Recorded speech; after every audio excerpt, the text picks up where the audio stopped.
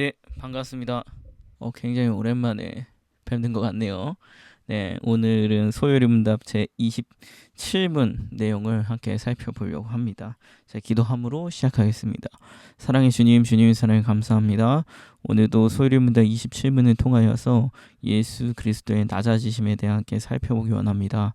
주님, 모든 교사들에게 지혜를 주시고 또한 이 성경의 말씀, 진리의 말씀을 통하여서 학생들과 함께 은혜를 나누고 더욱더 영적으로 성장하는 귀한 시간 될 수 있게 주여 도와주시옵소서. 예수님의 이름으로 기도합니다. 자, 오늘은 소요리문답 27문, 26문으로 나왔는데 27문이에요. 에 대해서 살펴보려고 합니다. 핵심 포인트는 다음과 같습니다. 예수님의 낮아지심, 그 낮아지심 안에 잉태와 출생, 생애, 죽음, 죽은 상태, 이렇게 네 가지가 있는 거예요. 자, 그 자세한 내용 함께 더 살펴보도록 하겠습니다. 이제 앞서서 우리가 23번, 26문을 통해서는 무엇을 배웠냐? 예수님이 누구신지에 대해서 배웠습니다. 그러니까 예수님의 직분에 대해서 배웠어요. 그리고 이어서 우리 27문에서는 27문 8문에서는 뭘 배우냐? 예수님은 무엇을 이루셨는지, 어떤 신분과 이루신 어떤 상태에 대해서 우리가 답을 제시하고 살펴보려고 합니다. 그 중에 27문은 뭐냐?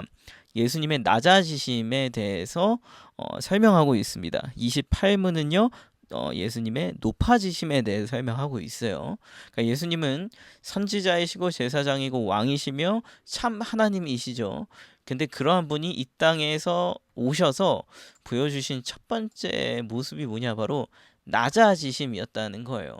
그러니까 빌립보서 말씀에서도 그리스도는 근본 하나님이시나 자기를 비워 종의 형체를 가지시고 죽기까지 복종하셨다라고 얘기하죠. 그러니까 이 부분이 사실 다른 종교의 구원관과 확실하게 구별되는 기독교만의 특징입니다. 창조주가 낮아지심으로 그리스도의 그 영광에 이르르며 구원을 이루신 이러한 사건은 기독교에서만 나타나는 사건이라고 볼 수가 있어요. 그리고 이를 통해 우리가 또 알 수 있는 부분은 이 우리의 구원이 신적 능력을 통해 순식간에 이루어진 게 아니라, 그러니까 쉽게 얘기하면 뾰로롱 하고 생겨난 요술과 같이 뾰로롱 하고 순식간에 우리에게 구원이 주어진 게 아니라, 신적인 존재가 예수님께서 스스로 영광을 내려놓고 수치와 고난을 받으시고 죽음이라는 이 최종적인 낮아짐, 진짜 낮아질 수 있는 끝까지 낮아지심으로 우리를 구원하여 주신 사건이 바로 기독교의 구원입니다. 그러니까 이게 곧 의미하는 바가 무엇이냐? 바로 우리를 향한 사랑이 얼마나 크신지를 우리가 확증받을 수가 있죠. 그러니까 이 사랑의 극치, 이 영광받기 합당하신 예수님께서 죽기까지 낮아지셨다라는 이 사랑의 극치를 깨닫는 것이야말로 이 27문의 진정한 의도이자 목표일 것입니다. 자, 넘어가 보도록 할게요. 페이지 96페이지, 교재 96페이지입니다. 예수님은 우리를 구원하기 위해 얼마나 낮아지셨습니까? 27문에서는요. 낮아지시는 것을 총 6가지로 나눕니다. 6가지로 나눠요. 이게 뭐냐면, 자, 낮은 신분으로 낮아지셨고, 그러니까 출생하실 때 낮은 신분, 낮은 인간의 모습으로 낮아지셨고, 또 율법 아래 태어나셨고, 또 고난 사시면서 생애 가운데에 고난에 처하셨고, 거절당하시고 핍박받으셨고, 또 하나님의 진노를 통해 죽음에 이르셨고, 저주, 나무에 달려 죽은 자는 죽으리라, 그 저주받으리라는 그 율법의 저주 아래 죽으셨습니다. 그리고 장사되셔서 죽음의 권세에 머무르셨어요. 이렇게 6가지인 거예요. 6가지를 얘기하고 있는데, 예수님의 낮아지신 모습을 이 6가지를 또 나누면 이렇게 4가지로 나눌 수가 있는 거예요. 잉태와 출생, 생애, 죽음, 죽은 상태, 이렇게 4가지로 나눌 수가 있습니다. 네, 이렇게 네 가지로 나눌 수가 있어요. 낮은 신분으로 잉태하시고 출생하셨고, 또 율법 아래 놓인 삶을 사셨고, 인간과 같이 또 고난을 당하셨고, 하나님의 진노로 십자가 죽음을 당하셨고, 또 십자가 죽음은 곧 율법의 저주를 의미하며, 또 장사되셔서, 그러니까 완전히 죽으셔서 죽음의 권세 가운데 놓이셨다. 부활하기 전까지. 이렇게 네 가지가 나타나요. 6가지인데 조금 더 나눠보면 4가지로 나눌 수가 있다. 이게 왜 중요한지는 조금 이따가 한 번 더 설명해 드릴게요. 자, 그래서 6가지 중에 첫 번째입니다. 첫 아들을 낳아 강보에 쌓여 구유에 뉘었으니 이는 여관에 있을 곳이 없음이더라. 누가복음 말씀인데 이 부분은 이제 예수님의 그 탄생, 잉태, 낮은 신분으로 잉태됨을 보여줍니다. 그러니까 예수님은 사람이 되기까지 낮아지셨다라는 거예요. 하나님이 사람이 된 것은 사람이 벌레가 된 것보다 더 비참한 일이라고 설명을 합니다.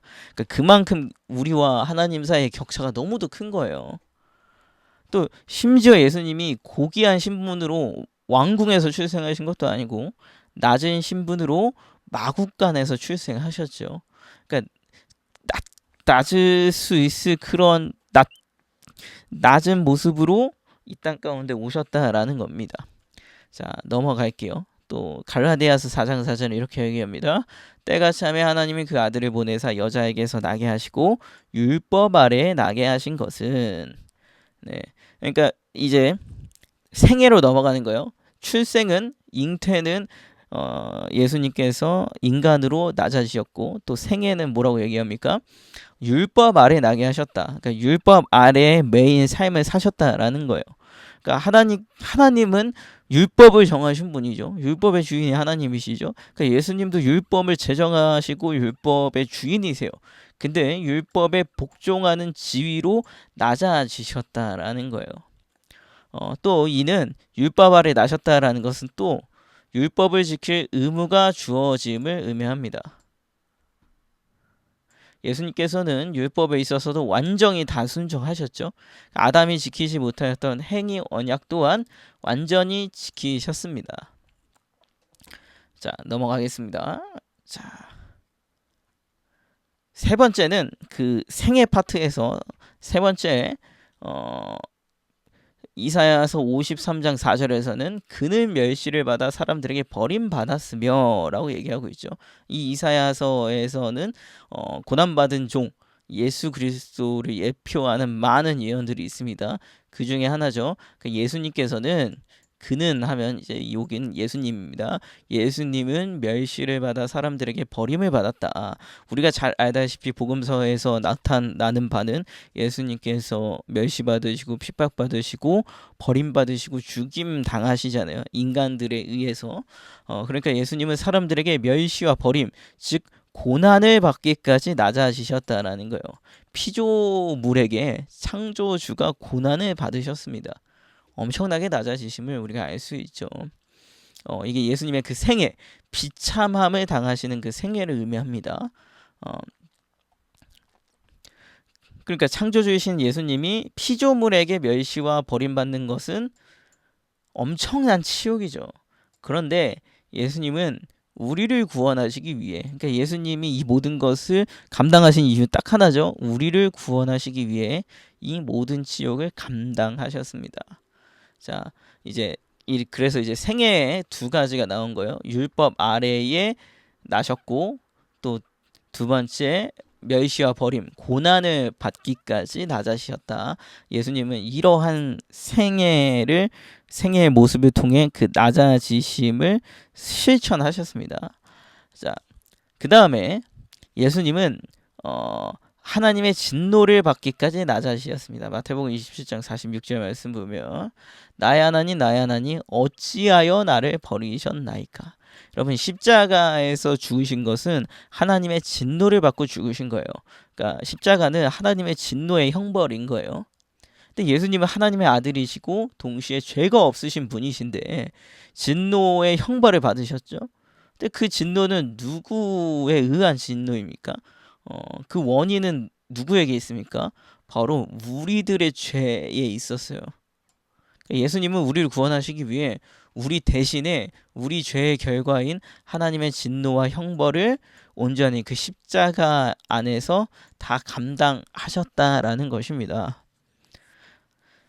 자, 넘어가 볼게요. 갈라디아서 3장 13절 말씀에서는 그리스도께서 우리를 위해 저주를 받은 바 되사 율법의 저주에서 우리를 속량하셨으니 기록된 바 나무에 달린 자마다 저주 아래에 있는 자라 하였음이라. 신명기 21장 23절 말씀에 따르면 나무에 달린 자는 하나님의 저주를 받은 자입니다. 십자가는 나무죠. 그러니까 예수님이 나무 십자가에 달려 죽으신 것은 저주를 받으신 거예요. 하나님께. 근데 이 저주는 왜 누가 받아야 했냐? 우리가 받아야 할 저주를 예수님이 대신 받으셨다라는 거예요. 그만큼 예수님은 저주받기까지 낮아지셨습니다. 예수님께서는 우리가 받아야 하는 저주를 대신 받으시고 우리 대신 율법의 저주를 받으시고 부활하심으로 우리로 하여금 율법의 저주에서 해방되도록 이끄셨습니다. 자, 넘어가 볼게요. 그래서 죽음, 예수님은 죽기까지 낮아지셨는데 그 죽음의 모습 두 가지, 하나님의 진노를 받으셨고 또 율법의 저주를 받으셨습니다. 자, 넘어가겠습니다. 예수님은 실제로 장사되셨다. 실제 죽으셨다라는 거예요. 예수님은 실제로 죽기까지 낮아지셨습니다. 마태복음 27장 말씀을 보면 예수님께서 시체, 그러니까 죽으셔서 세마포로 싸서 장사되셨죠. 그러니까 진짜 죽으신 거예요. 예수님이 정말 죽으신 거예요. 그 육체가 정말로 죽음을 당하셨습니다. 예수님의 몸은 인간의 몸하고 똑같죠. 하나님이면서 동시에 인간이시니까 100% 인간의 몸을 가지고 계십니다. 그렇기 때문에 예수님은 죽음의 고통을 당하셨고 온전히 죽으셨습니다. 그 육체가 장사되었다. 곧 진짜 죽음을 맞이하셨다는 거예요. 이게 어떤 그냥 죽음을 좀 체험했다. 죽음의 고통을 체험했다. 이 정도의 의미가 아니라 실제로 죽으신 거예요. 실제로 죽으신 겁니다. 그러니까 예수님의 죽음은 상징이 아니라 실제 일어난 사건인 거예요. 하나님이신 예수님께서 우리를 위해 실제로 죽음의 고통을 당하시고 죽으셨습니다. 얼마나 낮아지신 모습입니까, 이게. 자, 마지막으로 마태복음 12장 말씀에서는 요나가 밤낮 사흘 동안 큰 물고기 뱃속에 있었던 것 같이 인자도 밤낮 사흘 동안 땅속에 있으리라.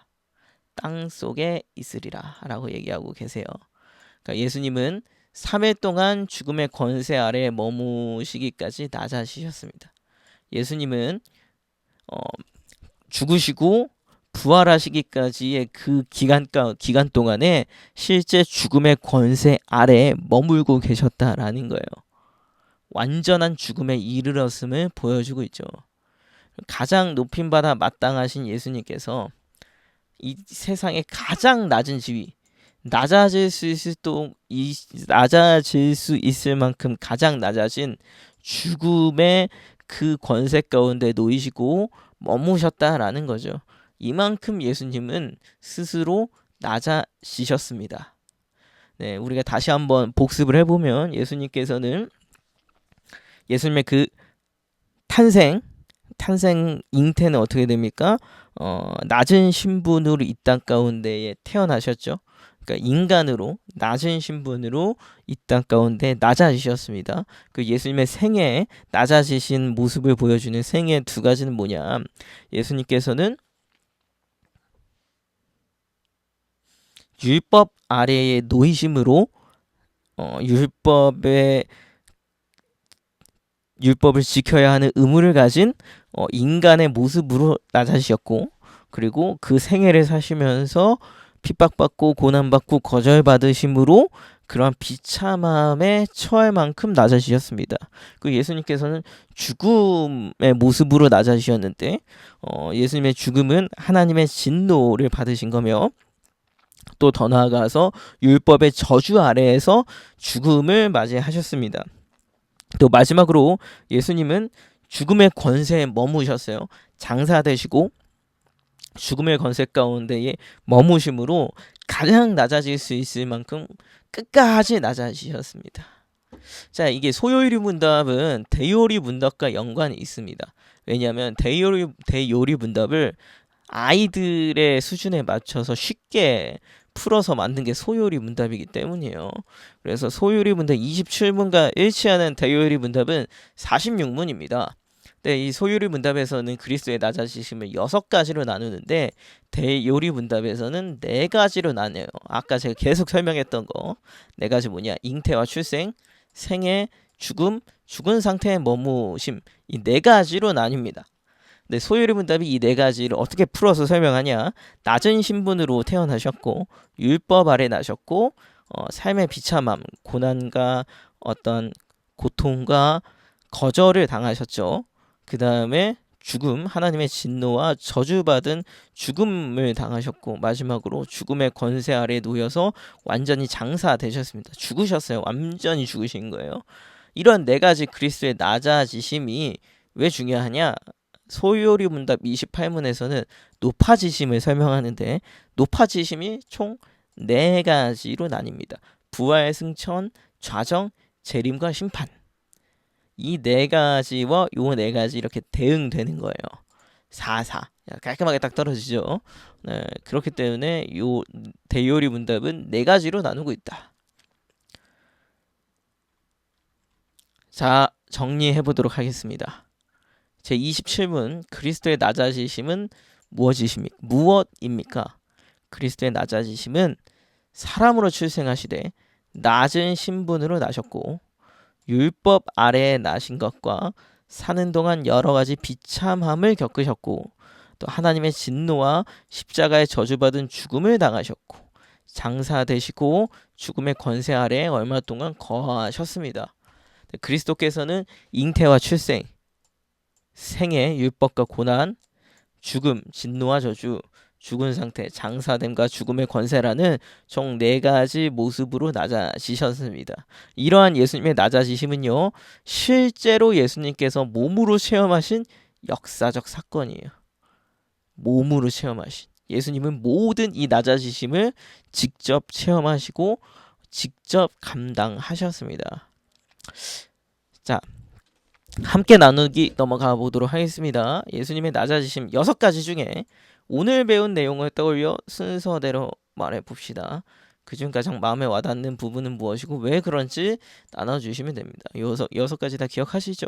이 내용 중에 학생들이 순서대로 한번 기억할 수 있도록 리마인드 한번 해보시고 그 중에 가장 와닿는 부분이 무엇인지까지 한번 나눠보면 좋을 것 같아요. 자, 2번째, 예수님의 죽음이 왜 저주받은 죽음이며 역사적 사건인지 설명해 봅시다.